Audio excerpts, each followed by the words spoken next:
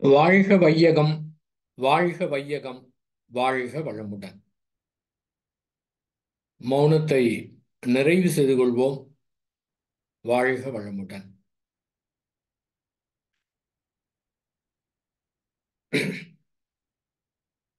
உலக சமாதான பிரியர்களே, உங்கள் அனைவருக்கும் முதற்கண் என் வணக்கத்தை தெரிவித்துக் கொள்கின்றேன்.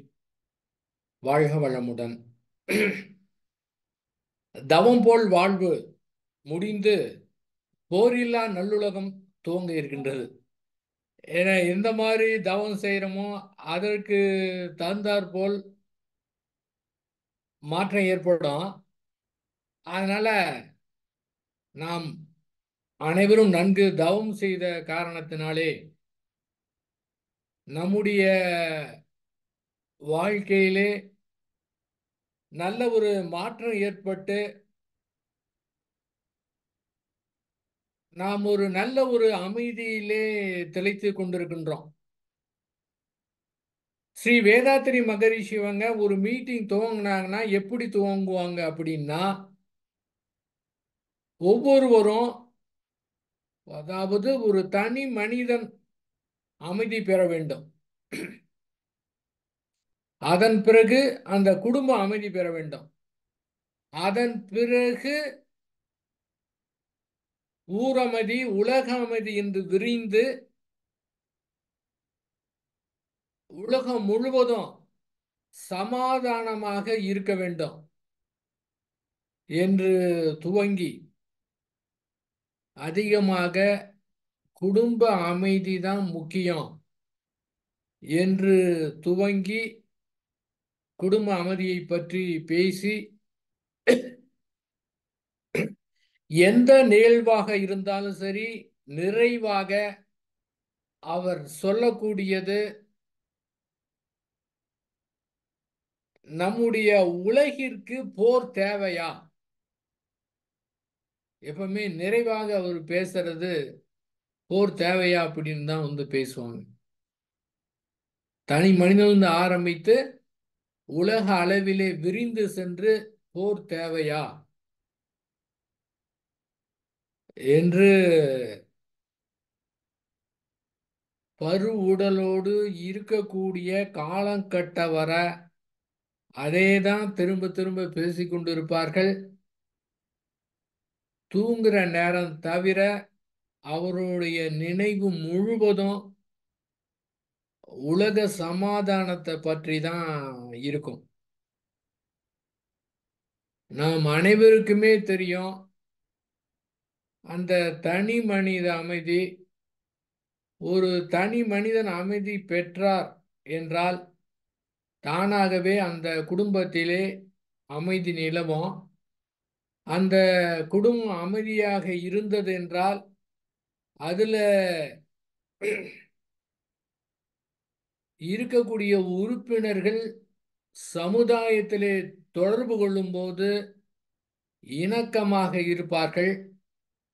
எத்துணை தனி மனிதர்கள் அமைதி பெறுகின்றார்களோ அதை பொறுத்து தான் அந்த உலக அமைதியே ஏற்படும். இது நாம் அனைவருக்குமே தெரியும். அனைவரும் நாம் பேசி கொண்டிருக்கின்றோம். இருந்தாலும் அவருடைய அந்த அந்த தனி மனித அமைதி, ஏன்னா இந்த மனவளக்கலைய தோற்றுவித்தவருடைய நோக்கமே உலக அமைதி வரணும் அப்படின்னா வேற யாராலும் கொண்டு வர முடியாது. அரசியல்வாதிகளோ பொருளாதார நிபுணர்களோ தொழில் அதிபர்களோ சமுதாய சிந்தனையில் இருக்கிறவங்களோ இன்னும் உலக நன்மைக்காக பாட்டாக எத்தனை பேர் பாடுபட்டு கொண்டிருக்கின்றார்களோ அவருடைய முயற்சி அத்துணையுமே அவர்கள் சார்ந்த துறையாக மட்டும்தான் இருக்கும். அதிலே பெறக்கூடியது நீடித்த அமைதியாக, நிலையான அமைதியாக இருக்காது. அதன் காரணமாக அந்த தனி மனிதனிடத்திலே மாற்றம் ஏற்பட்டாதான் உலகத்துல மாற்றம் ஏற்படும் அப்படின்னு தெளிவாக சிந்தனை செய்து உலக சமுதாய சேவா சங்கம் அப்படின்னு ஒரு அமைப்பை துவங்கி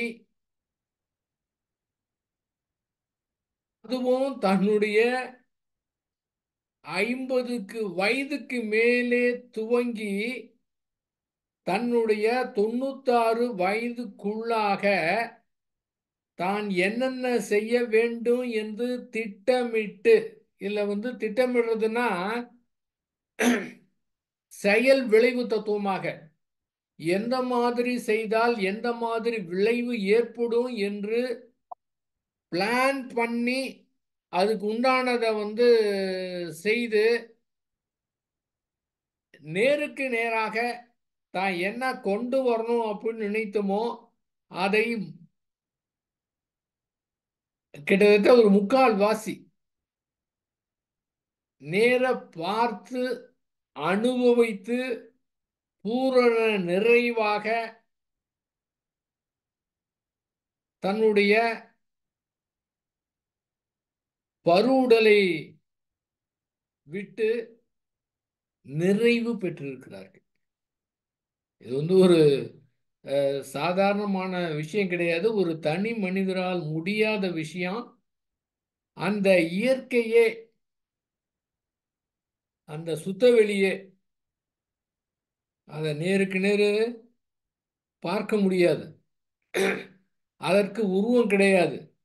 ஆனால் அந்த சுத்தவெளியே ஸ்ரீ வேதாத்திரி மகரிஷியாக வடிவம் எடுத்து அந்த மாதிரி அற்புதங்களை புரிந்திருக்கின்றது.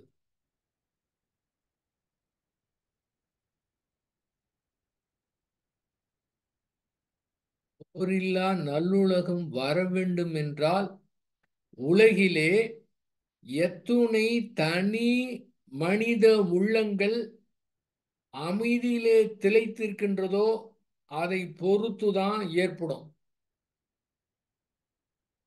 ஸ்ரீ வேதாத்திரி மகரிஷி அவங்க சொல்லுவாங்க, இதுவரை உலகம் எத்தனையோ புரட்சியாளர்களை சந்தித்திருக்கின்றது. புரட்சி அப்படின்னா குறிப்பிட்ட குழுக்கள் புரட்சி செய்து ஆட்சியை பிடித்து அதுக்கப்புறம் தான் என்ன நினைத்ததோ அதை செய்யக்கூடியது. அந்த புரட்சி என்பது ஒரு உணர்ச்சி வயப்பட்டது. அவர்கள் செய்வது நியாயமாக இருந்தாலும் எல்லோருக்கும் அது நியாயமா தெரியாது. அவர்கள் அதே ஆட்சிக்கு வந்தாலும் திரும்ப அவங்க பழையபடி ஆட்சியை தான் செய்துகிட்டு இருப்பாங்க. இதை மாற்றுவதற்கு இன்னொரு புரட்சியாளர்கள் வரணும். ஆனால் நமது முறை என்பது புரட்சி கிடையாது, திரட்சி.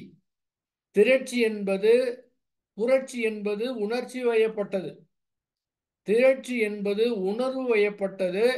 எத்தனை தனி மனிதர்கள் உணர்கின்றார்களோ அதை பொறுத்து இருக்கின்றது. நம்ம ஒரு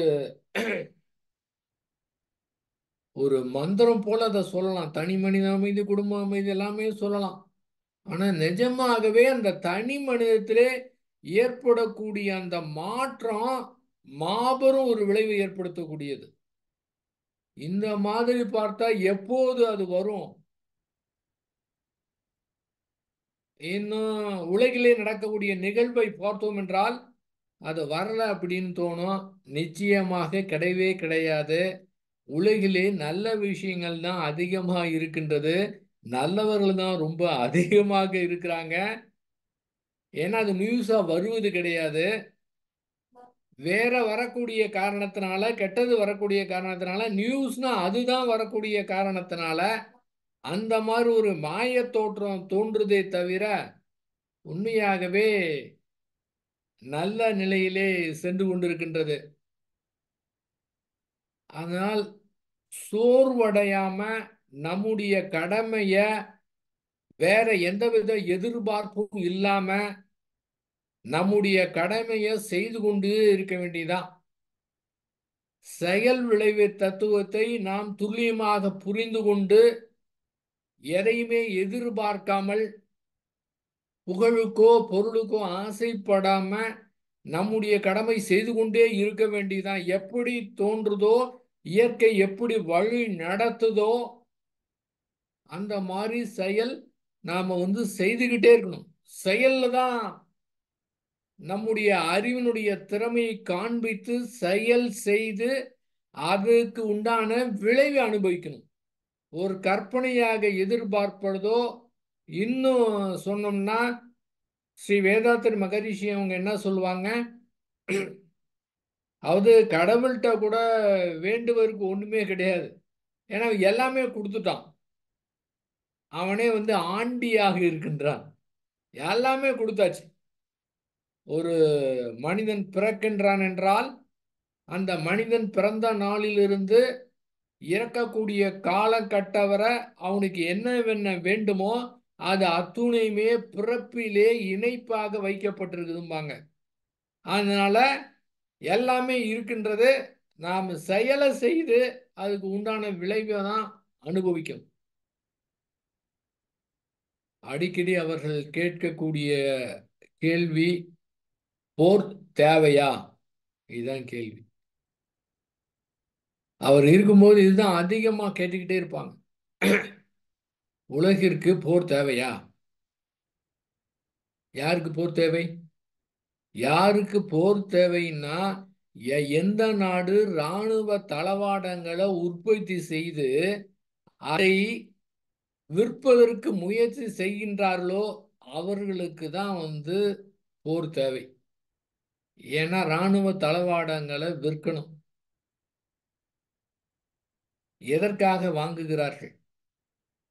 இந்த காலகட்டத்தில் நிச்சயமாக உலக போர் கண்டிப்பாக வராது.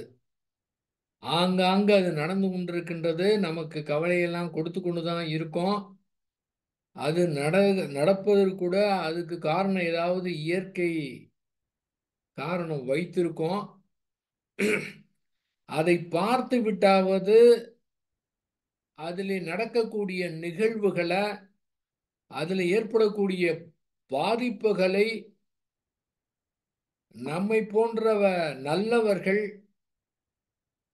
அது உணர்ந்து எதிர்காலத்திலே அந்த போர் நடைபெறாமல் இருக்க வேண்டும் என்பதற்காக அந்த இண்டிகேஷன் இயற்கை கொடுக்கின்றது.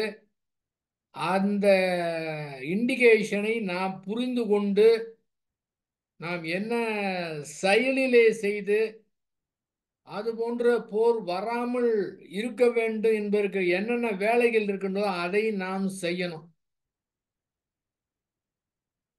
ஏங்க, இருக்கிற வீட்டில் பிரச்சனையே பெரிய பிரச்சனையா இருக்கு. இதையே சரி செய்ய முடியல. காலையில் நைட்டு ஒரே பிரச்சனை. எதிர்காலம் எப்படியோங்கிற பிரச்சனை. இன்னும் எத்தனையோ கவலையெல்லாம் இருக்குது. இதெல்லாம் கவனிக்காம அது என்னங்க, அது நமக்கு என்ன? அப்படி கிடையாது.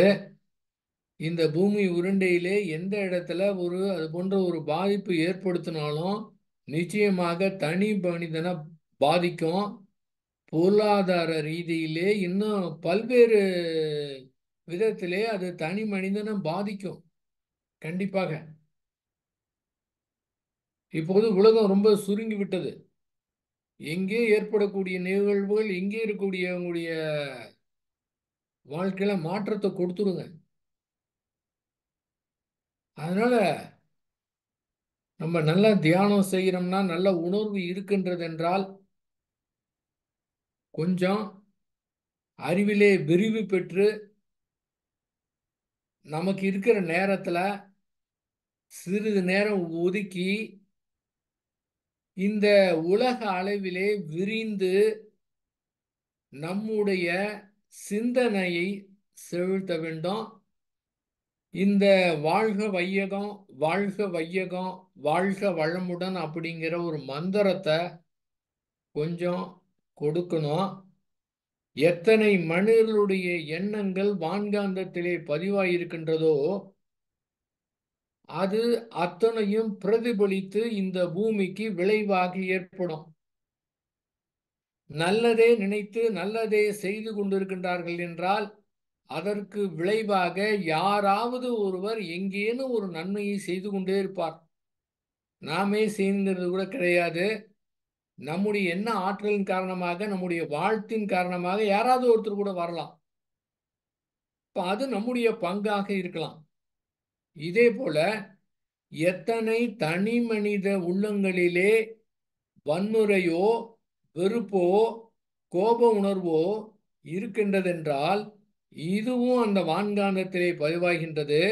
அந்த வான்காந்தத்தினுடைய பதிவு அதனுடைய விளைவாக ஆங்காங்கு ஏதேனும் இயற்கை சீற்றமாக இது மாதிரி போராக ஏதாவது ஏற்படும்.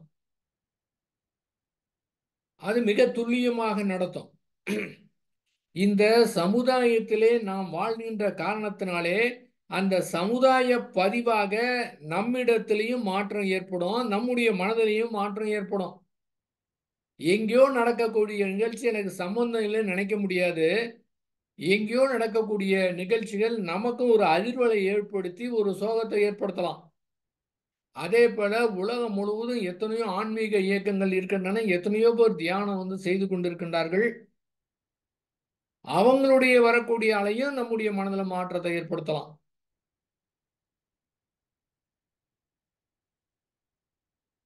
நாள்தோறும் நேரத்தை நாம ஒதுக்கணும்.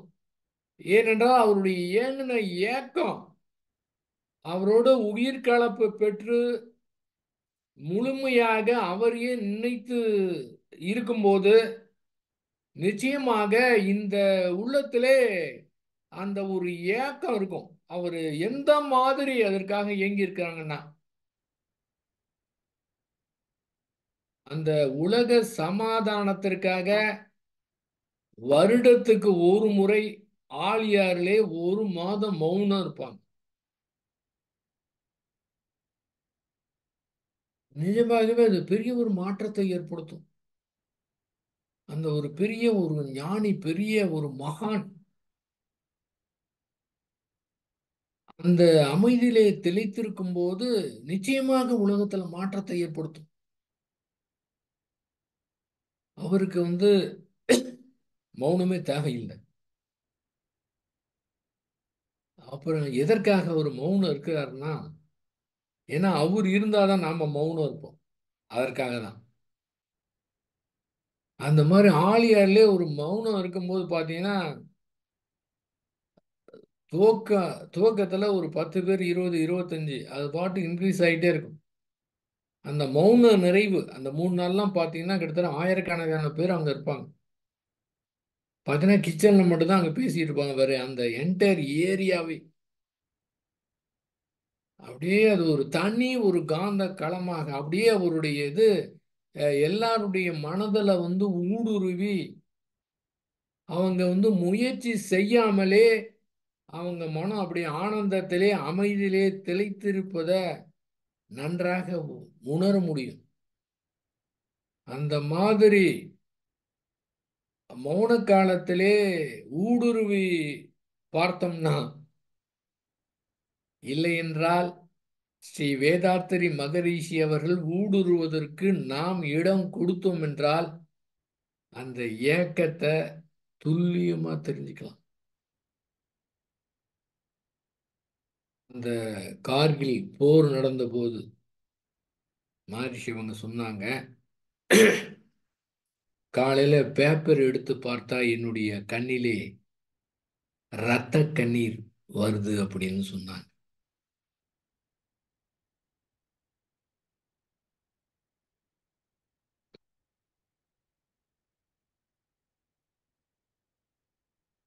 அந்த போரினால் ஏற்படக்கூடிய இழப்பு ஒருத்தர் போறாரு பைக்ல, இன்னொரு பைக்கோடு காரோடு மோதி கீழே விழுந்துடுறாரு. அத்தனை பேரும் போய் பதறி போய் தங்களை அறியாமலே போய் ஒருத்தர் தூக்குறாரு, ஸ்கூட்டர் தூக்குறாரு, ஒருத்தர் தண்ணி கொடுக்குறாரு. சாதாரணமா கீழே விழுந்ததற்கே அத்தனை பேர் ஓடி வராங்க. இதுக்கே எப்படின்னா உலகத்துல போர் நடக்கும்போது என்ன நடந்து கொண்டிருக்கின்றது?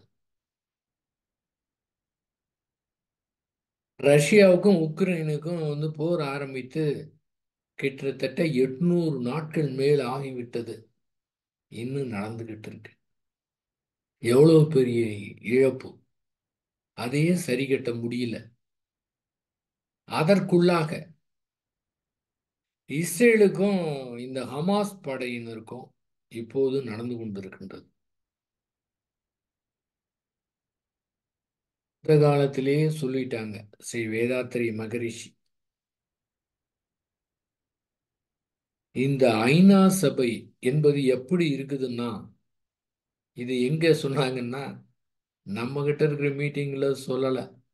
ஐநா சபையிலே அவருக்கு வாய்ப்பு கிடைத்த போது ஐநா சபையிலேயே இதை பேசிட்டாங்க. ஒரு விலை உயர்ந்த ஒரு நாயை, ரொம்ப விலை கொடுத்து ஒரு நாயை வாங்கிட்டு வந்து நம்ம வீட்டுக்கு காவல் காப்பதற்காக வாங்கிட்டு வந்து அந்த நாயை உடைய பல்ல பிடுங்கி காவலுக்கு வைத்தோம்னா நாயுடைய நிலைமை எப்படி இருக்கும்?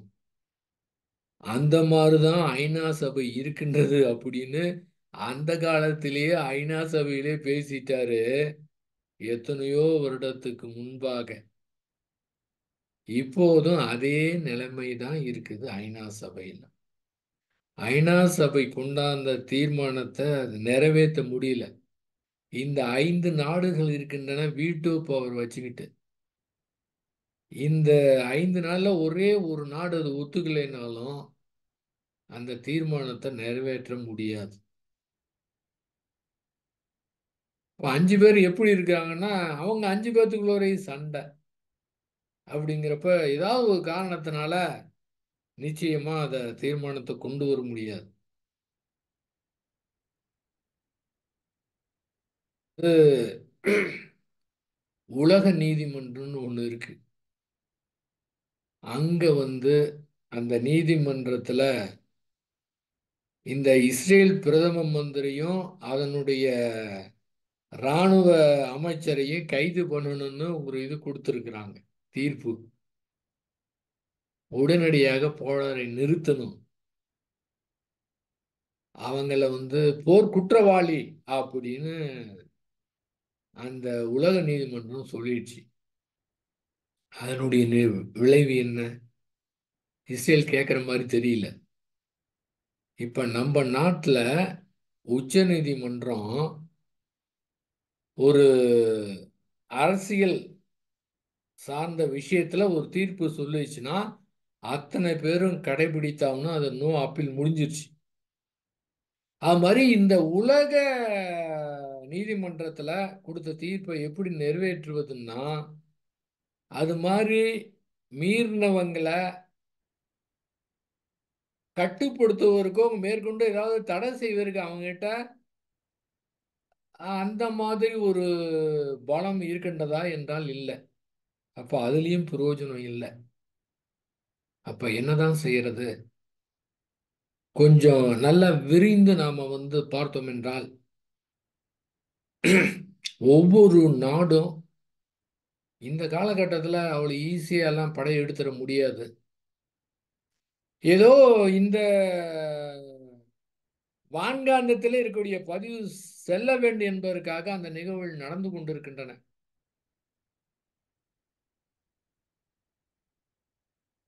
தளவாடம் உற்பத்தி செய்யறாங்க, அதை விற்கணும். விற்கணும்னா இந்த மாதிரி எல்லா நாட்டுக்கிட்டையும் ஒரு டென்ஷன் இருக்கணும். யாரும் பயன்படுத்தவில்லை என்றால் கூட, ஏன்னா அந்த மாதிரி ஈஸியா பயன்படுத்த முடியாது. அந்த காலத்துல எங்கு பார்த்தாலும் போராக இருந்தது. இப்ப இந்தியான்னா பல்வேறு குரு குறுநில மன்னர்கள் இருந்தாங்க. ஒருத்தர் ஒருத்தர் பேர் எடுத்து போர் புரிந்துக்கிட்டாங்க. பார்த்தீங்கன்னா சேர சோழ பாண்டியன்கிட்ட சண்டை. இவங்க எங்கெங்கெல்லாம் போய் ஜெயிச்சுட்டு வந்திருக்கிறாங்க. அதையெல்லாம் மாற்றம் பெற்று இந்தியா என்ற ஒரு நாடாக எத்துணை மனிதர்கள் வேற்றுமை இருந்தாலும் ஒற்றுமையாக வாழ்ந்து கொண்டிருக்கின்றார்கள். எப்படி தனித்தனி இருந்த தனித்தனியா இருந்த அரசு எப்படி ஒரு இந்தியா முழுவதும் ஒரு அரசாங்கமாக இருந்ததோ, அதே போல எப்படி அந்த சிறு சிறு மன்னர்களிடத்திலே கருத்து வேறுபாடு ஏற்பட்டு அவங்க இஷ்டத்துக்கு போர் புரிந்து கொண்டிருக்கின்றார்களோ இருந்தார்களோ, அந்த மாதிரி இந்தியான்னு ஒரு நாடாயிருச்சு. இப்போ இந்தியாவுக்குள்ள சில மணல் இந்த மாதிரி உலகத்துல பல்வேறு நாடுகள் இருக்கின்றன. எப்படி இது மாறி இந்தியா என்று உருவானதோ அதே போல இத்தனை நாடுகளும் ஒன்றிணைந்து ஓருலக கூட்டாட்சி வலுவாய் வேண்டும் சொன்னாங்க. அது கொஞ்சமா கூட கிடையாது, வலுவாக. எல்லாமே ஸ்ரீ வேதாத்ரி மகரிஷி அவர்கள் தொலைநோக்கோட அதை முடிச்சிட்டாங்க. இப்ப இந்தியா நினைச்சுன்னா ஒரே நாள்ல இலங்கையை அடிபணி வைக்க முடியும், பாகிஸ்தானை ஒரே நாள்ல அடிபணி வைக்க முடியும் தன்னுகிட்ட இருக்கிற ராணுவ பலத்தால. ஆனா அது செய்ய முடியாது. அந்த மாதிரி செய்தா உலக நாடுகள் நிச்சயமாக இந்தியாவை வேற மாதிரி தான் பார்க்கும். ஆனால் எல்லாருமே யாருமே போர் செய்ய துணிய மாட்டார்கள். ஆனால் பக்கத்து நாட்டை வைத்திருக்கிற காரணத்தினால தங்களுடைய அந்த இராணுவத்துடைய பலத்தை அதிகரித்துக் கொள்வதற்காக ஒவ்வொரு வருடமும் கோடிக்கணக்கான ரூபாயை ஒதுக்க வேண்டி இருக்கின்றது. ஒவ்வொரு நாடும் இதே போல பாருங்க. அந்த கோடிக்கணக்கான பணம் இருந்ததுன்னா நாட்டிலே எவ்வளவு பெரிய சாதனைகள்லாம் செய்யலாம். ஆனா ஒவ்வொரு நாடுமே தனித்தனியா போருக்காக இத்தனை கோடி ரூபாய் செலவு செய்யும் போது அது அழிவுத்துறைக்கு போகுது, ஆக்கத்துறைக்கு போறது கிடையாது. ஸ்ரீ வேதாத்ரி மகரிஷி அவர்கள் மூலமாக நாம எத்தனையோ பேர் இந்த அறிவை பெற்றிருக்கின்றோம்.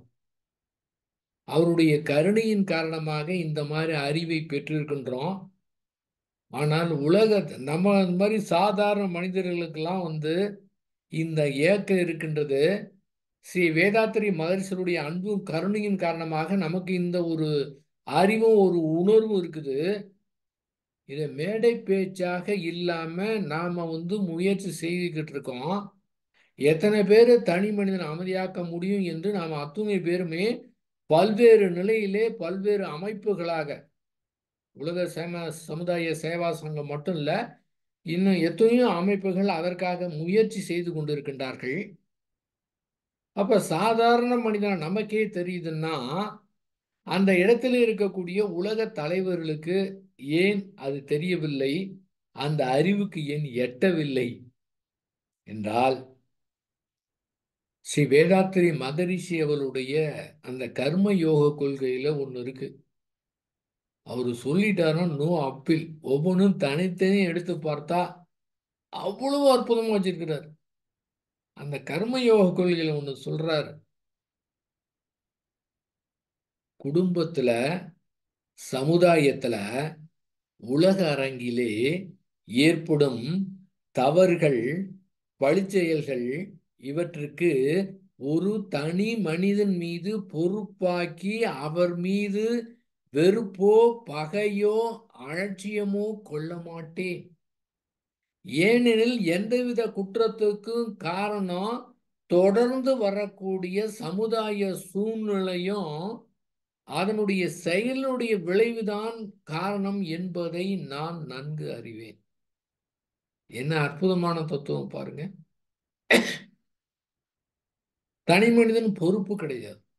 அதனால அவர் மீது வெறுப்பு சொல்லக்கூடாது. வெறுப்போ பகையோ அங்க அலட்சியம் கூட செய்யக்கூடாது. என்ன அற்புதம் பாருங்க. ஏன் அது மாதிரி நாம் எத்தனை மக்கள் இருக்கின்றார்களோ அவங்களுடைய ஒரு பிரதிபலிப்பாக அந்த இயற்கை அந்த நபரை ஒரு தனி நபரை கருவியாக பயன்படுத்துது. அப்போ உலகத்துல எத்தனை பேர் மாற்றம் அடைகின்றார்களோ அதை பொறுத்து அங்க மாற்றத்தை ஏற்படுத்த முடியும். அப்ப இவ்வளவு ரூபா கோடிக்கணக்கான ரூபா ஒவ்வொரு நாட்டுக்கும் செலவு தேவையா? அப்ப அவங்க இராணுவ தளவாடங்களை விற்கணும். அந்த விற்கிறதுல எக்கச்சக்கமான கமிஷன்.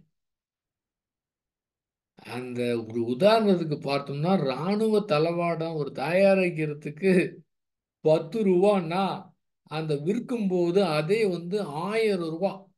எவ்வளவு ரூபாய் வித்தியாசம் பாருங்க. அதுக்கு என்ன காரணம்?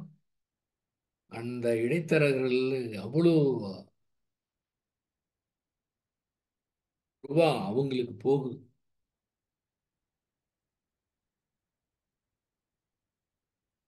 அப்ப விற்பனை செய்வதற்கு பார்ப்பாங்க. அப்ப யாருக்கு போர் தேவைன்னா அந்த ராணுவ தளவாடம் தயாரிக்கிறவங்க தான் அவங்க விற்பனை செய்யணும். அந்த டென்ஷனை நிறுத்தி இருத்தி அவங்களுக்கு அது காத்து கொண்டே இருக்கணும். போர் செய்யவில்லை என்றால் கூட அது வேணும். ஆனா இப்ப இருக்கிற விஞ்ஞான யுகத்துல பாருங்க, அந்த ஹமாஸுக்கும் இஸ்ரேலுக்கும் நடந்த இதுல கிட்டத்தட்ட இந்த தீபாவளிக்கு ராக்கெட் விடுவாங்கல்ல, அந்த மாதிரி இந்த ஹமாஸ் படையினர் 5000 ராக்கெட் விட்டுருக்குறாங்க இஸ்ரேல் மேல. இஸ்ரேலுடைய நாட்டில் அற்புதமான உளவுத்துறையெல்லாம் இருக்குது. அந்த உளவுத்துறையா கூட கண்டுபிடிக்க முடியல. 5000 ராக்கெட் போய் வீழ்த்தது, கிட்டத்தட்ட 1700 பேர் இறந்துட்டாங்க. அதற்கு பழிவாங்கும் நடவடிக்கையாக அவங்க பாலஸ்தீனத்தில் இருக்கக்கூடிய ஹமாஸ் படையினர் மீது படையெடுத்து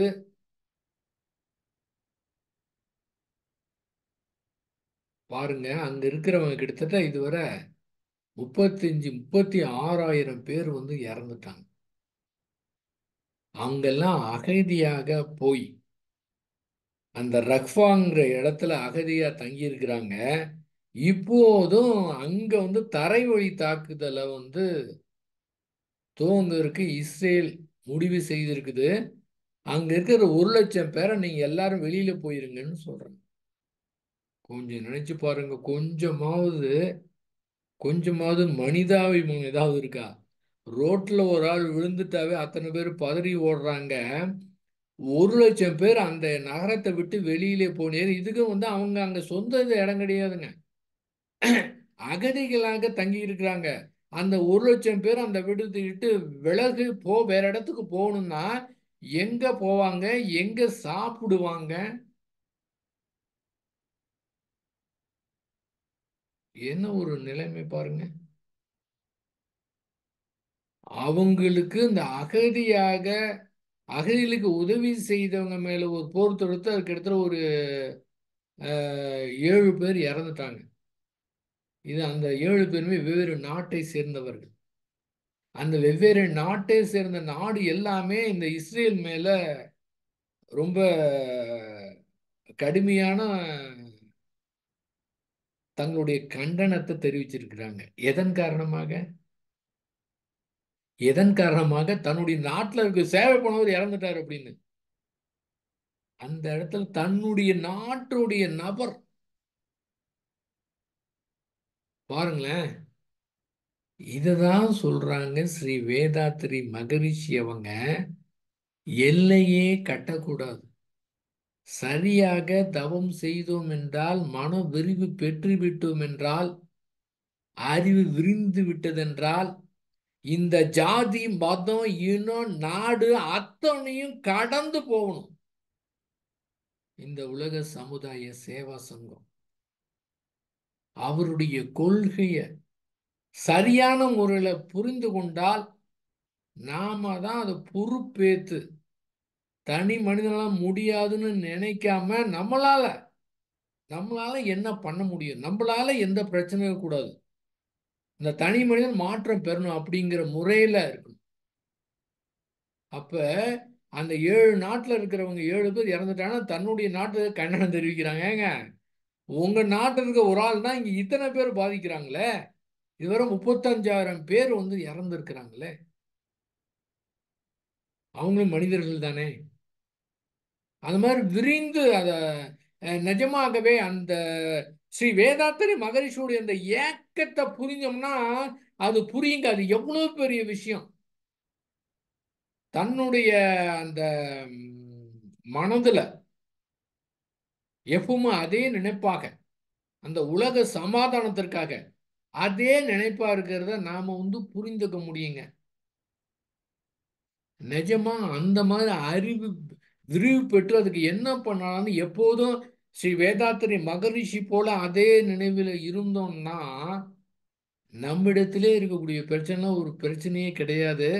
அது மட்டும் இல்ல, அந்த பிரச்சனையும் தீர்வு காணக்கூடிய தன்மை இயற்கையே அது தானா எடுத்துக்கிட்டு நமக்கு வேலை பார்க்க ஆரம்பிச்சிடும்.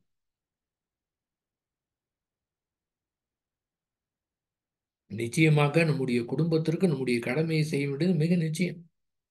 அதிலே சொல்லியிருக்கிறாங்க, தான் குடும்பம் ஊர் உலகம் சுற்றம் உலகம் என்று ஐந்தையும் ஒன்றினால் ஒன்று கெடாமல் பார்த்து கொள்ள வேண்டும் அப்படின்னு சொல்லியிருக்கிறாங்க. எல்லாமே செய்யணும். அதோட உலகத்துக்கு ஏதாவது செய்யணும். அந்த அளவுக்கு அறிவு விரிவு பெறணும். நம்முடைய சிந்தனை அந்த மாதிரி இருக்கணுங்க. நான் தூரம் ஒரு நேரத்தை ஒதுக்கணும். ஏன் அப்படி இருக்கு? என்ன காரணம்? நம்முடைய வாழ்க்கையில் ஏற்படைய சிக்கல்களுடைய அழுத்தத்தின் காரணமா நமக்கு நேரம் இல்லாம போயிடும். அந்த அளவுக்கு விரிந்தோம் என்றால் இதெல்லாம் ஒரு மேட்டரே கிடையாதுங்க.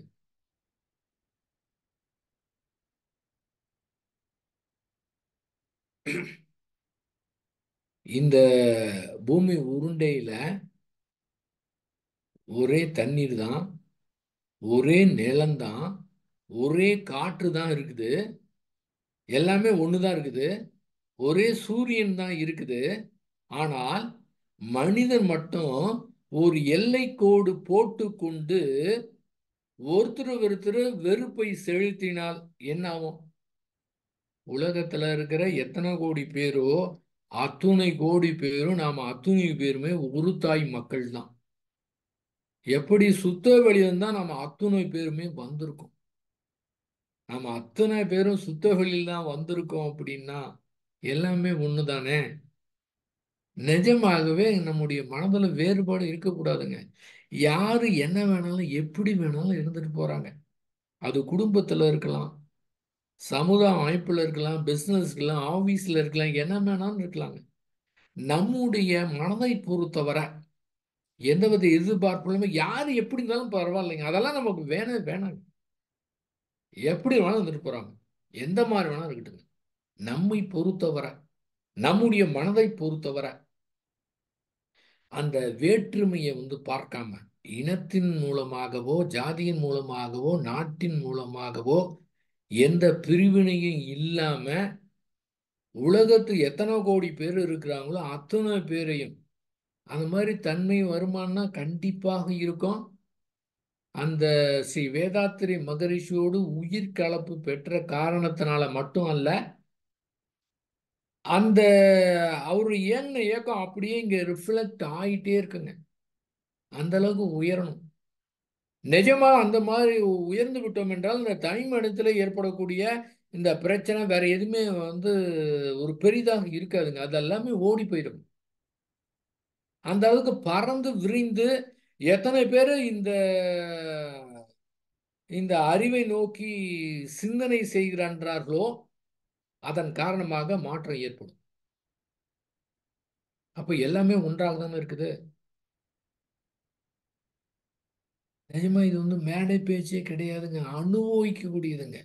அப்படியே அந்த தியானத்தின் மூலமாகவும் அந்த புரிந்து கொள்ளுதல் மூலமாகவும் அது விருந்துட்டோம்னா அதை நினைத்து பார்க்கும்போது தெளிவா தெரியுங்க எவ்வளவு மிக முக்கியமானது அப்படின்னு. அந்த அளவுக்கு ஒவ்வொருத்தரும் உயரணும். எத்தனை தனி மனிதர்கள் உயர்கின்றார்களோ அதை பொறுத்து தான் மாற்றத்தை ஏற்படுத்த முடியும்.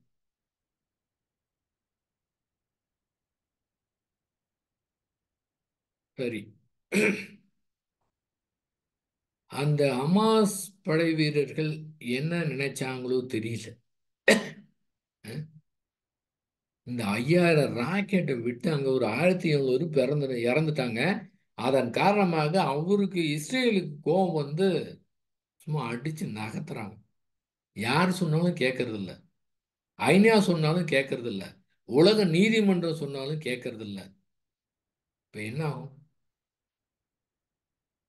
அப்ப மகரிஷி அவங்க சொல்வாங்க, இந்த மாதிரி படை பலத்தை வைத்துக்கொண்டு ஒரு நாடு இன்னொரு நாட்டு மேல படையெடுத்து இத்தனை பேர் கொண்டுறாங்க.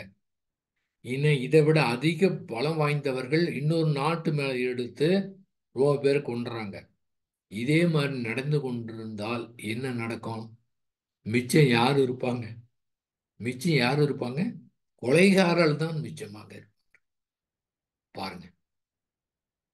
யாருக்கு பலம் அதிகமா இருக்குதோ அவன் மற்றவனை கொண்டுட்டான்னா இதே மாதிரி நடந்து கொண்டிருந்தா மிச்சம் யாரு இருப்பாங்க? கொலைகாரர்கள் மட்டும் தான் மிச்சமா இருப்பாங்க.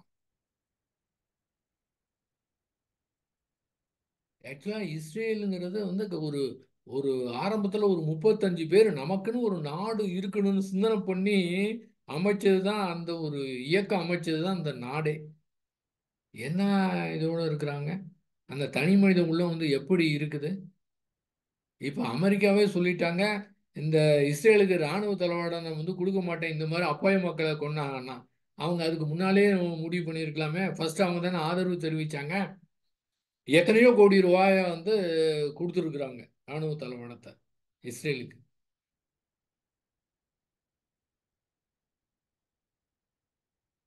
இது போன்று வெளியே தெரியாமல் எக்கச்சக்கமான நிகழ்வுகள் நடந்து கொண்டிருக்கின்றன. நமக்கு இது மாதிரி வெளியில வந்தா நமக்கு தெரியலன்னா நமக்கு தெரியாது. அந்த தெரியாத விஷயத்தான் சூக்கமா மகரிஷி அவங்க அது நடைபெறாம இருக்கிறதுக்கு என்ன பண்ணணும்? இதெல்லாம் காலையில பேப்பர் பார்த்தா நமக்கு வந்து எப்படி இருக்கும்? ஏன்னா நல்ல விஷயங்கள் பேப்பர்ல வருவது கிடையாது. அதெல்லாம் பார்த்தா ரொம்ப உலகமே வேற மாதிரி இருக்க மாதிரி தோணும். நிஜமாகவே நல்லா விரிந்து பார்த்தா நல்லதும் அதிகமாக நடந்து கொண்டிருக்கின்றது. அது மேலும் பெருகணும். அப்புறம் இந்த மாதிரி தான் போதுதான் வந்து தான் உலகம் திருந்தணும். அப்புறம் அது என்ன பண்ண முடியும்? அதை வைத்து கொண்டாவது சிந்தனை பண்ணி இன்னும் எதிர்காலத்துல போர் வராம தடுக்கலாமே. ஏதோ நேரத்தை போக்குவதற்காக பேசுறேன்னு நம்ம வந்து நினைக்க கூடாதுங்க. நிஜமாகவே இந்த இயற்கை வந்து யார் அந்த மாதிரி அதிகமாக வந்து தன்னுடைய எண்ணத்தை வந்து கொடுக்குறாங்களோ அந்த மூளைய அந்த இயற்கை பயன்படுத்தும். இவங்களுடைய எண்ண ஆற்றல் மூலமாக யாராவது ஒருத்தர் அந்த மாதிரி ஒரு நிலை வந்து வருவாங்க. அந்த அளவுல விரிந்து பறந்து நிலையில இருந்தனா அங்க இருக்கக்கூடிய நிலையே, அங்க இருக்கக்கூடிய மனநிலையே வேறையாக இருக்குங்க. நீங்க பாத்தீங்கன்னா அந்த இஸ்ரேல் மேல எகிப்து வந்து ஒரு தாக்குதல் நடத்தினாங்க.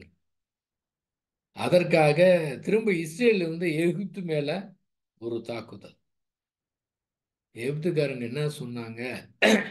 இதெல்லாம் எங்க வீட்டு குழந்தைங்க விளையாடுற ராக்கெட் மாதிரி இருக்கு, உங்களோடது அத்தனையும் நாங்க தடுத்துட்டோம், ஒண்ணுமே இல்லைங்கிறாங்க. பாத்தீங்கன்னா இயற்கையாக எகிப்து எகிப்து மன்னர் இறந்து போயிட்டார். ஹெலிகாப்டர்ல போறாங்க. அதனுடைய ஒரு அமைச்சர் ஒருத்தர் 2 பேரும் இறந்து போயிடுறாங்க. எல்லாருக்குமே தெரியுமே எத்தனை காலம் உயிரோடு இருக்க போகிறோம். நீங்க 90 வேணா வச்சுக்கோங்க, 100 வேணா வச்சுக்கோங்க, 120 வேணா வச்சுக்கோங்க. அந்த இயற்கைக்கு முன்னால அதெல்லாம் ஒரு 100 கூட ஒரு செகண்ட் மாதிரி தான். ஒண்ணுமே கிடையாதுங்க. இதுக்குள்ள பாருங்க எவ்வளவு பெரிய ஒரு போராட்டம். நிஜமாகவே இந்த சிந்தனை நம்மிடத்திலே அந்த ஊடுருவி அந்த ஒரு மாற்றத்தை வந்து ஏற்படுத்தணுங்க. அந்த மகரிஷி அவங்களுடைய அந்த எப்போதுமே அவருடைய நினைவு அந்த உலக சமாதானமா அப்படிங்கிறதுல இருக்கிறதுனால அது நிச்சயமா நம்மளை வந்து ஊடுருவணும்.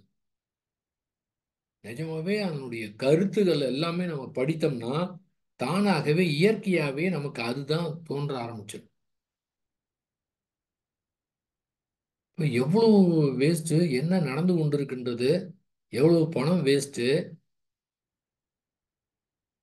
அந்த உலக சமாதானங்கிற புத்தகத்தை தயவு செய்து ஏற்கனவே படித்தவங்க கூட இன்னொரு முறை போய் எடுத்து படித்து பாருங்க. எல்லாமே தொலைநோக்கத்தோட அவரு கொடுத்து விட்டார். அதுக்கு என்ன பண்ணணும்னு அமைப்பே துவங்கி அற்புதமாக அது போய்கிட்டு இருக்கு. பல்வேறு வகையில போயிட்டு இருக்குதுங்க.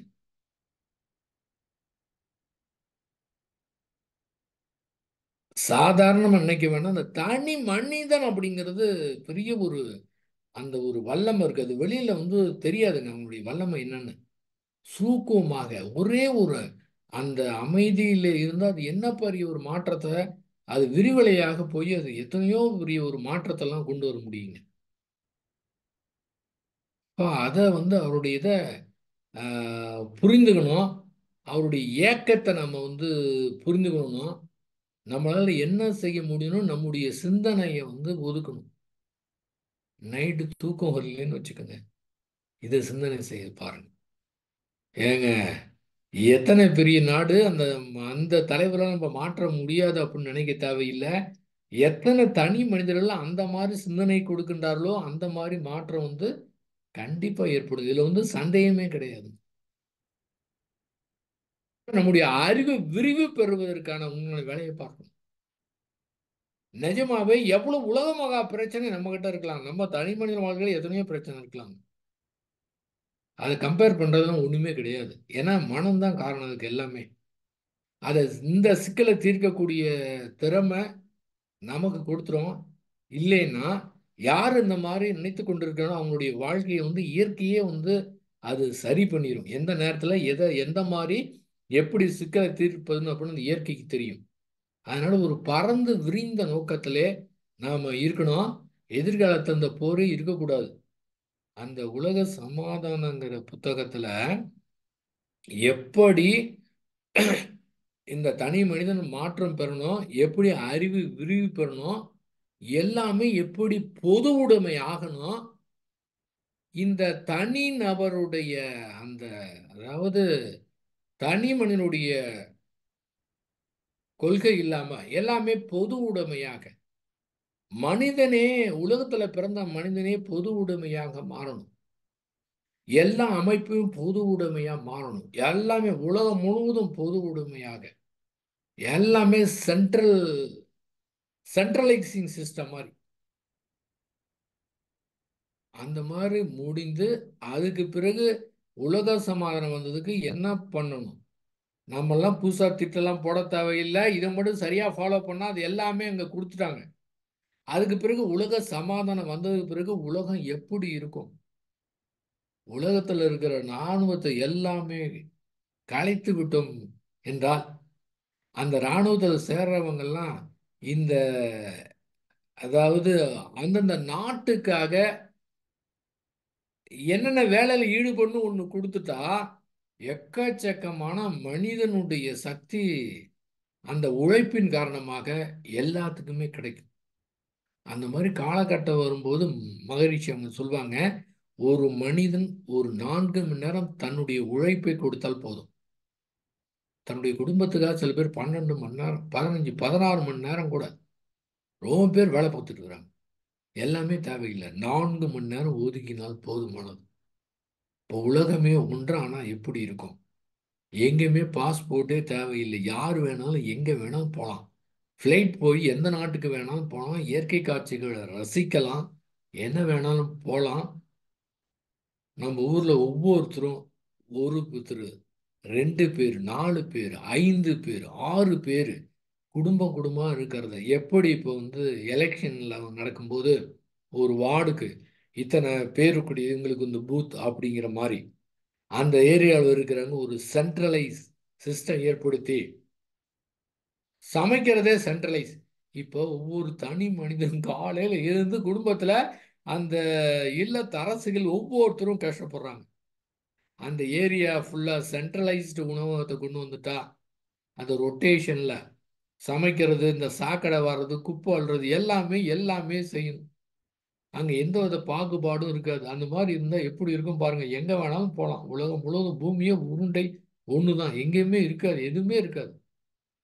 அந்த பாகுபாடே இருக்காது. அந்த புத்தகத்தை படித்து பார்த்து ரொம்ப ஆசையாக இருக்கும். எத்தனை பேர் திரும்ப திரும்ப படித்து பார்த்தா அந்த எண்ணத்தை வந்து கொடுத்தாதான் அந்த அந்த எண்ணத்துக்கு அந்த மாதிரி ஒரு வலிமை இருக்குதுங்க. திரும்ப திரும்ப நினைக்கணும். நாம இருக்க நடக்கக்கூடிய நிகழ்ச்சியை பார்த்து எல்லாம் இந்த ஒரு பயனை நம்ம திருத்த முடியாது அப்படின்னு எல்லாரும் நினைச்சாங்கன்னா அந்த மாதிரி தான் இருக்குங்க. ஆக எண்ணங்கள் வந்து மாறணும். அதற்கு நமக்கு தெளிவா நமக்கு வந்து தெரிஞ்சிருக்குது. அப்ப குறிப்பிட்ட எல்லை இல்லாம அந்த அளவுக்கு மகரிஷி இவங்க அற்புதமாக தெளிவான ஒரு இதை நமக்கு வந்து கொடுத்துருக்குறாங்க. அப்ப விரிவு தான் பெறணும். வேற இந்த மாதிரி போகணுமா அந்த மாதிரி எந்த வித இது நம்முடைய மண்ணை உடச்சிக்கவே தேவையில்லைங்க. அவர் அந்த மாதிரி அற்புதமா கொடுத்துருக்கு. அதை மட்டும் சரியா ஃபாலோ பண்ணாவே உலகத்துல வந்து மாற்றத்தை கொண்டு வர முடியும். இந்த மாதிரி தொழில்நுட்பத்தின் காரணமாக இப்ப அணுகுண்டு தயார் செய்திருக்கிறாங்க. 1983 எடுத்த சென்சஸ் என்ன சொன்னுச்சு அப்ப, இந்த பூமி இருக்குது பாத்தீங்களா, இந்த அப்ப இருக்கக்கூடிய அணுகுண்டுகளுடைய கையிருப்பு எண்ணிக்கை எவ்வளவுன்னா, இந்த பூமிய ஒரு தடவை 2 தடவை இல்ல, 100 தடவை வெடிக்கக்கூடிய வல்லமை அந்த காலத்திலே அணுகுண்டு இருப்பா இருந்ததுதான். ம். இப்போ எப்படி இருக்கும்?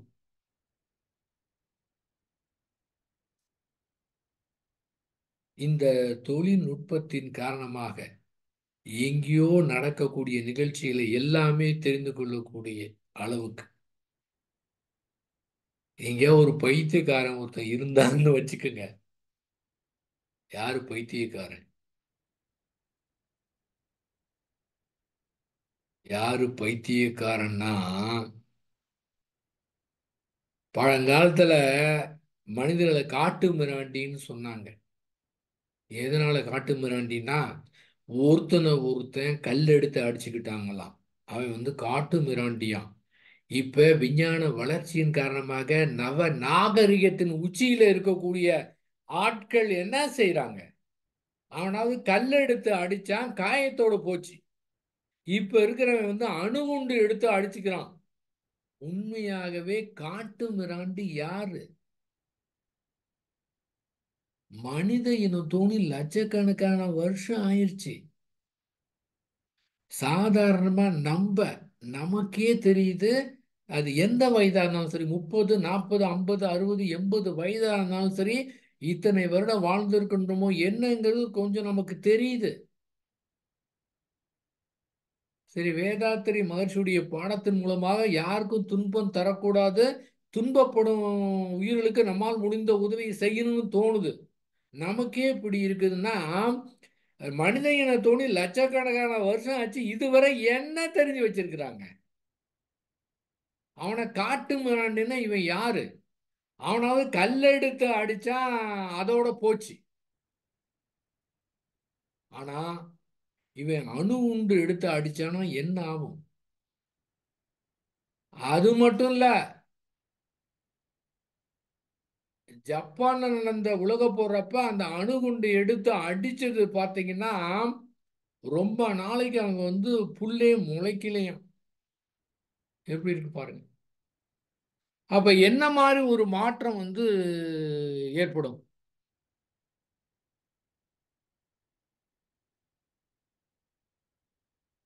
எத்தனை நிகழ்வுகள் இதுவரை நடந்திருக்கு? அப்ப எவனாவது ஒருத்தன் பைத்தியக்காரன் எங்கேயாவது ஒரு நாட்டுல அணுகுண்டு இருப்பு இருக்குதுன்னா, அவன் ரிமோட் கண்ட்ரோல் மாதிரி அதை வெடிக்க வைக்கிறதுக்கு அவனுக்காவது தெரிஞ்சு போச்சுன்னா என்ன ஆகும் நிலைமை? இதுல வேற அந்த அந்த ஆசை பாருங்க. ஒரு இடத்துல வந்து ஒரு கேஸை வந்து இது பண்ணிட்டான்னா, அங்க இருக்கிற மனிதர்கள் அத்தனையுமே பேரும் அந்த விஷ வாயுவை சுவாசிச்சானே எல்லாம் இறந்து போயிடுவாங்க. மனிதர்கள் மட்டும் இறந்து போயிடுவாங்க. மீதி கட்டடம்லாம் இருக்கும். இவங்க போய் ஆக்கிரமித்துக்கலாம். இந்த மாதிரிலாம் தோன்ற ஆரம்பிச்சிடும். இது என்ன பண்ண முடியும்? ஒண்ணுமே பண்ண முடியாதுங்க. அந்த அறிவுல வந்து விரிவு இல்லாத காரணத்தினால. அப்ப விஞ்ஞானம் எதற்கு பயன்படுகின்றது? அழிவிற்கு அதிகமாக பயன்படுது. மகரிஷி அவங்க சொல்லுவாங்க, இந்த விஞ்ஞானியுடைய குடுமி ஒருத்தர் வந்து அரசியல்வாதி கையில ஒரு குடுமி பிடிச்சிருக்காங்க. இன்னொரு இடத்துல பொருளாதாரக்காரங்க அந்த விஞ்ஞான வளர்ச்சியின் மூலமாக எவ்வளவு பணம் சம்பாதிக்கிறான்னு, இவங்களை பயன்படுத்தி எப்படி இராணுவத்தை தளவாடம் அதிகரிக்கலான்னு அப்படின்னு அவங்களுடைய விஞ்ஞானியுடைய 2 குடுமையும் 2 பேர் பிடிச்சிக்கிட்டு இருக்கிறாங்க. அப்ப அவங்க எப்படி செயல்பட முடியும்? இவங்க சொல்றதான் கேட்க முடியும். ஆனால் நம் நமது போல இருக்கக்கூடிய அந்த ஒருங்கிணைந்த சிந்தனையாளர்கள் எப்படி நாம உடற்பயிற்சிக்கு, தியானத்திற்கு, தற்சோதனைக்கு நேரம் ஒதுக்குகின்றோமோ அதே போன்று நாள் ஒன்றுக்கு இந்த போரில்லா நல்லுலகம் வரத்துக்கு என்ன செய்ய வேண்டும் என்று நினைத்தாலே போதுமானது. அது இன்க்ரீஸ் ஆகிட்டே இருக்குங்க. பல்வேறு இதெல்லாம் அது வருங்க. அப்ப எதிர்காலத்துல அந்த போர் என்பது இருக்கக்கூடாது. வரக்கூடிய சமுதாயத்திற்கு இந்த நல்ல சமுதாயமா இந்த வரக்கூடிய சமுதாயத்துக்கு நம்ம பூமியை கொடுக்கணும். என்ன அற்புதமா இந்த பூமி உற்பத்தி ஆகியிருக்கின்றது. கோடிக்கணக்கான வருடங்களாக பரிணாம வளர்ச்சி பெற்று இந்த பூமி உற்பத்தி ஆகியிருக்குது. கோடானு கோடி சூரிய குடும்பங்கள் இந்த பூமியிலே இந்த பிரபஞ்சத்திலே உழுவிக் கொண்டிருக்கின்றன. அவையெல்லாம் அப்படியே மெக்கானிக்கலா சுத்திக்கிட்டு இருக்கு. ஆனால் இந்த பூமியில் இருக்கிற மனிதனுக்கு மட்டும் மனதை கொடுத்து இந்த மனதின் மூலமாக உணர்வுகளை கொடுத்து அத்தனையும் ரசிக்கக்கூடிய வல்லமை இயற்கை இந்த பூமிக்கு மட்டும்தான் கொடுத்திருக்கின்றது. பூமியில் இருக்கிற மனிதர்களுக்கு மட்டும்தான் கொடுத்திருக்கின்றது. இதை சரியா வைத்துக் கொள்ளாம இன்னும் பூமியை அழித்துக் கொள்ளக்கூடிய விளைவு ஏற்பட்டா அது என்ன நடக்கும்? அதனால நேரத்தை ஒதுக்குறவங்க, பொது நலத்திற்கு நேரத்தை ஒதுக்குறவங்க நம்ம இன்னும் அதிகமாகணும். நபர்கள் அதிகமாகணும். அதன் மூலமாக நம்ம மாற்றத்தை கொடுக்கணுங்க. அந்த தனி மனிதன்கிறது மிக முக்கியமானது. அந்த அமைதி என்பது மிக முக்கியமானது. அதிலே முக்கியமாக அந்த தியானம் செய்வது என்பது ஜாலியா தியானம் பண்ணணுங்க. அதுக்காக போராடக்கூடாது. மனதோடு போராடக்கூடாது. இதிலே ஸ்ரீ பகவத் ஐயா அவருடைய கருத்தையும் கொஞ்சம் நாம் இணைத்து கொண்டோம் என்றால் நம்முடைய மனதில் வரக்கூடிய உணர்வுகளை எதிர்த்து போராடாம அப்படியே விட்டுவிட்டோம் என்றால் தானாக சரியாகிவிடும். அது ஆறு போல ஓட விட்டோம்னா இதை வேற எந்த போராட்டமும் இல்லாம நம்முடைய மனதில் வரக்கூடிய உணர்வுகள் இயற்கையானது. இயற்கையை எதிர்த்து போராட முடியாது. அதை அப்படியே ஆறு போட ஓட விட்டோம் என்றால், அதை மாற்றுவதற்கு முயற்சி செய்யவில்லை என்றால் அது தானாகவே சரியா போயிடும். அப்ப ரொம்ப நிறைவாக இருக்கலாம். ஏன்னா நம்முடைய எனர்ஜி 75% எனர்ஜி மனதை சரி பண்றதுக்கே போயிடுது. புறத்துல காரியத்தை செய்ய முடியல. இந்த இந்த இதை புரிந்து கொள்ளும் என்றால் அந்த 75% பகுதி புற வேலையை செய்வதற்கு உதவியா இருக்கும்.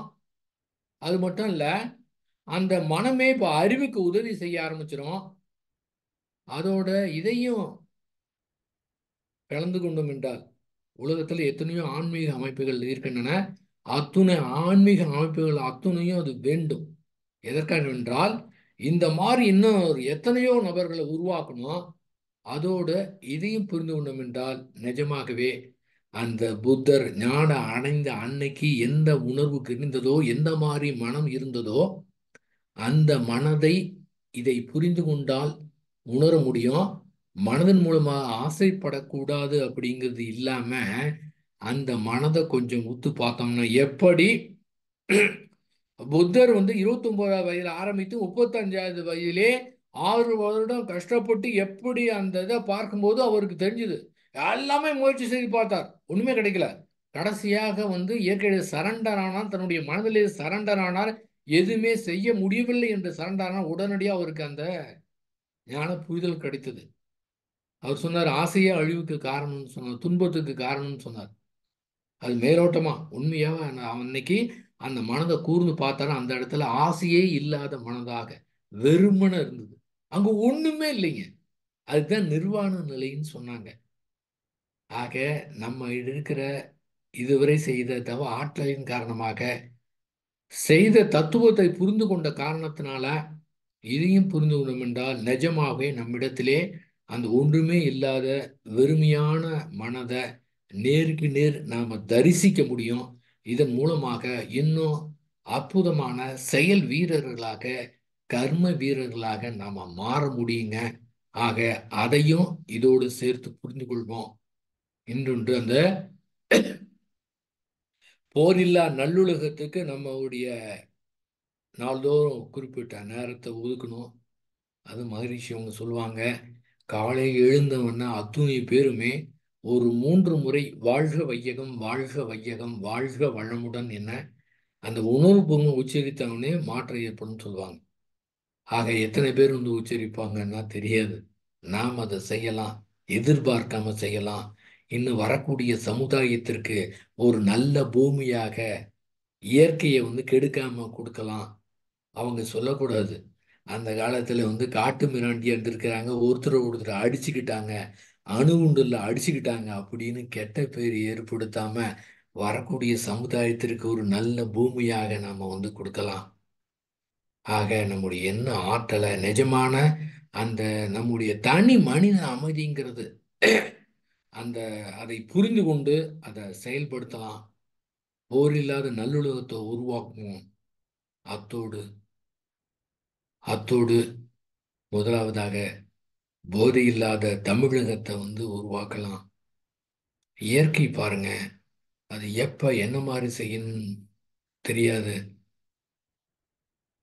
இளைஞர்கள் மதுவுக்கு அடிமையாகி அதுலேருந்து வெளியே வர முடியாம ஒரு குறிப்பிட்ட காலகட்டத்திற்கு பிறகு அவங்க திருந்த வேணா கூட திருந்த முடியாதுங்க.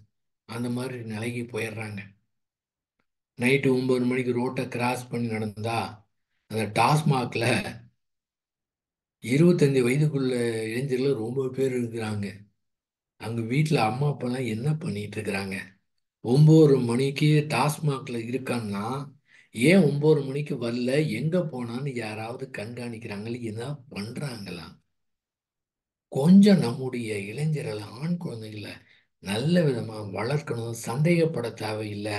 ஆனால் கண்காணித்து இந்த தவ ஆற்றல் மூலமாக வாழ்த்தின் மூலமாக அதோடு அடிஷனலாக இந்த புரிதலை நாம் புரிந்து கொண்டோம் என்றால் மன உணர்வுகளை ஏற்று ஒண்ணுமே செய்யக்கூடாது. ஆனா அதை பயன்படுத்தி எப்படியாவது நம்ம வீட்டில் இருக்கிற குழந்தைகளை ஒரு நல்ல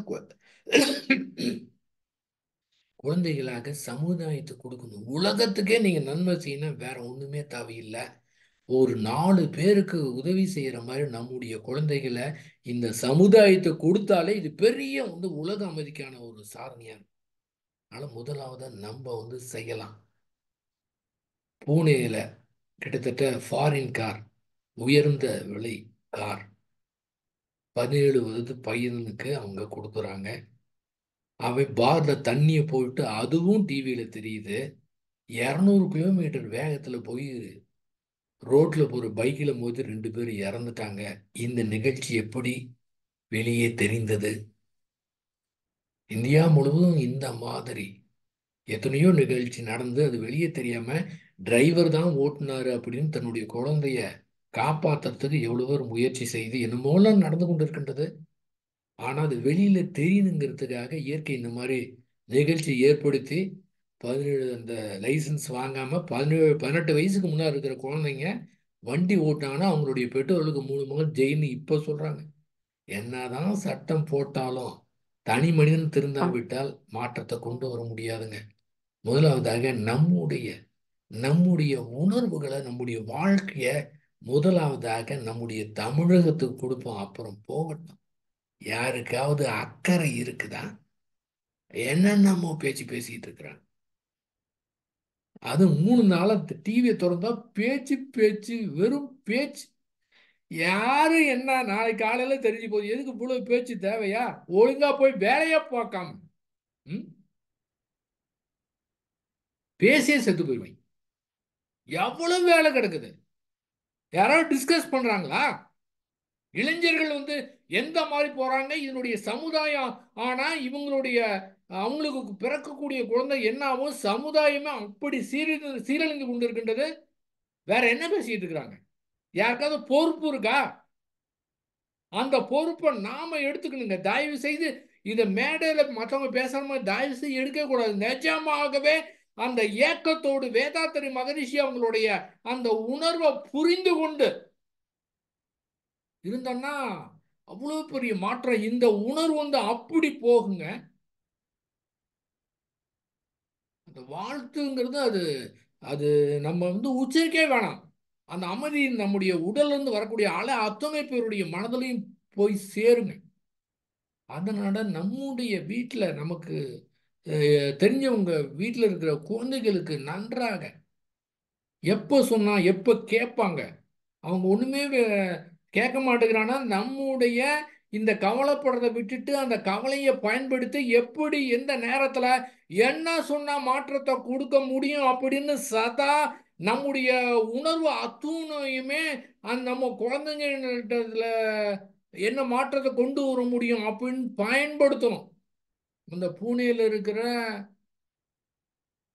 அவங்க அம்மா என்ன பண்ணியிருக்கிறாங்க, இந்த பையனுடைய பிளட் டெஸ்ட்டை மாத்துறதுக்கே அங்க ஹாஸ்பிட்டல்ல பணம் கொடுத்துருக்காங்க, அந்த டீனியே தூக்கிட்டாங்க. இன்னும் என்னெல்லாம் நடக்குதுங்க.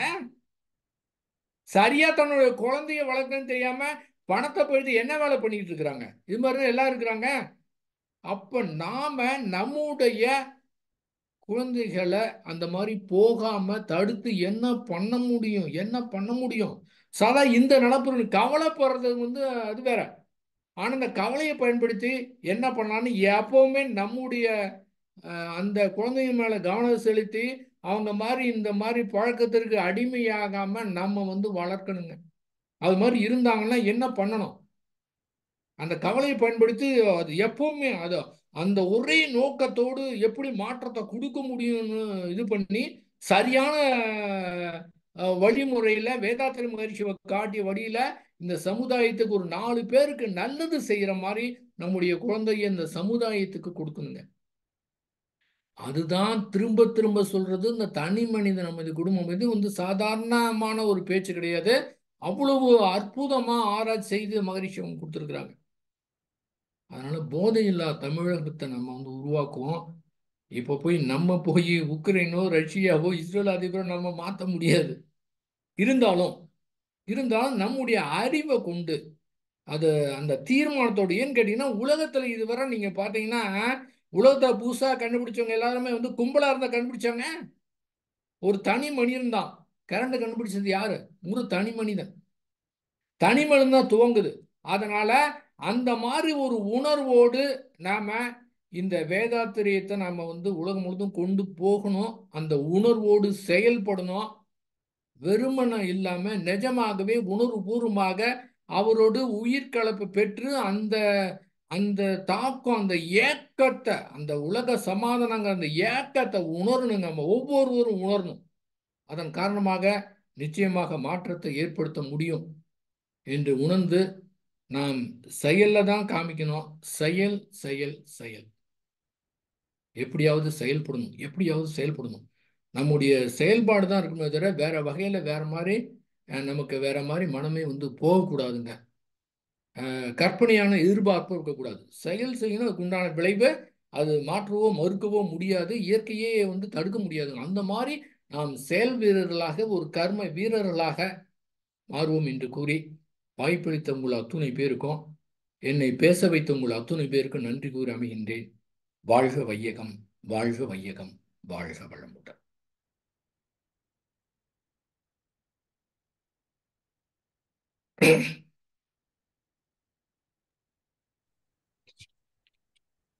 வாழ்க வளமுடன், வாழ்க வளமுடன் ஐயா. மிக்க நன்றி, நன்றிங்க ஐயா. இன்னைக்கு ஐயா மனோகரன் ஐயா அவங்க உலக நலத்தொண்டர் மனோகரன் ஐயா அவங்க போரில்லா நல்லுலகம் வேதாத்திரிய திட்டத்துல நம்ம முதல் திட்டம் 14 அம்ச திட்டத்துல முதல் திட்டமான அந்த போரில்லா நல்லுலகம் பத்தி நிறைய விஷயங்கள் சொன்னாங்க. அப்ப அந்த போரில்லா நல்லுலகத்தோட நோக்கமே எதிர்காலத்துல நமக்கு போர் என்பதே இருக்கக்கூடாது. அப்ப அந்த உலக சமாதானமா இருக்கணும்.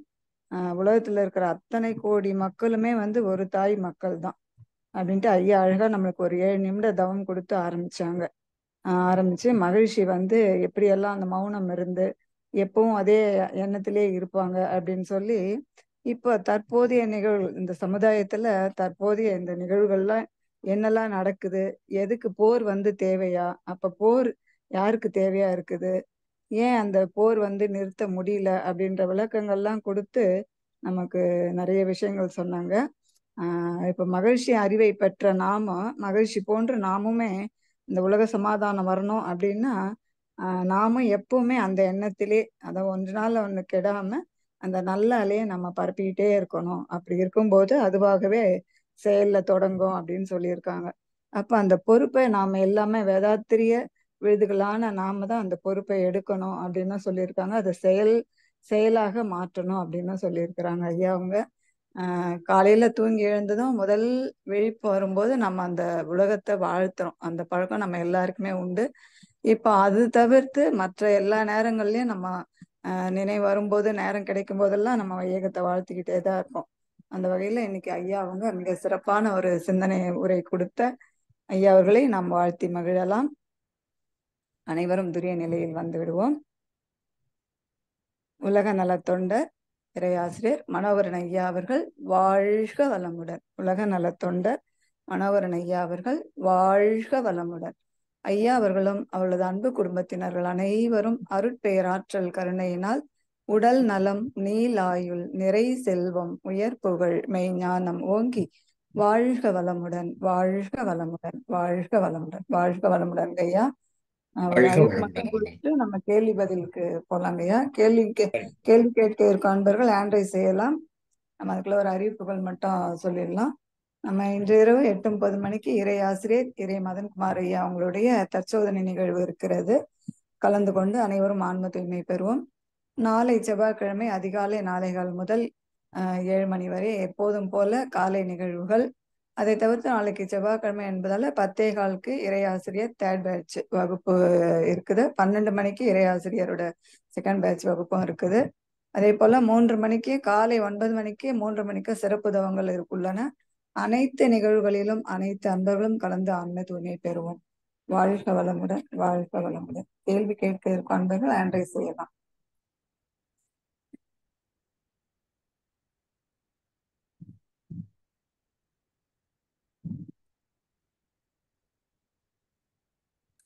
எல்லாரும் ரொம்ப தெளிவா இருக்காங்க போல நல்லுள்ள இருக்குங்க. கண்டதெல்லாம் எல்லாரும் தெளிவா இருக்காங்க ஐயா. சரிங்கம்மா.